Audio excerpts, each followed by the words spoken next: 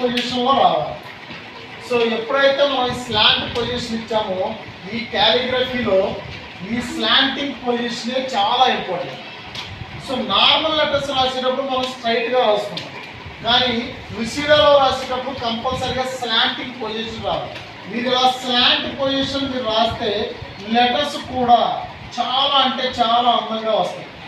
So first మనం నేర్చుకోవాల్సిన basics ఇది. దాంతోపాటు మనకి సర్కిల్ గీయాలి అంటే ఇలా ఈ కర్వ్స్ అనేది ఒకటి రావాలి. సో ఈ కర్వ్స్ అనేది ప్రాపర్గా మనం వచ్చింది అంటే కనుక కంపల్సరీగా సర్కిల్ అనేది మనం ప్రాపర్గా గీస్తాం. సో ఈ విధంగా ఈ సర్కిల్ అనేది ఎలా గీస్తాం. ఇప్పుడు ఏ రాయాలన్నా సరే ఈ సర్కిల్ కొంచెం ఎలా పెట్టేసిన తర్వాత మీరు స్ట్రైట్ లైన్గా ఇస్తే, అంటే ఈ పాయింట్ ఇది కరెక్ట్గా ఇస్తే లెటర్స్ వస్తాయి. సో స్లాంటింగ్ అన్నమాట. ఇప్పుడు ఈ లైన్ మీద బెండ్ చేసి ఈ పొజిషన్ రావాలి.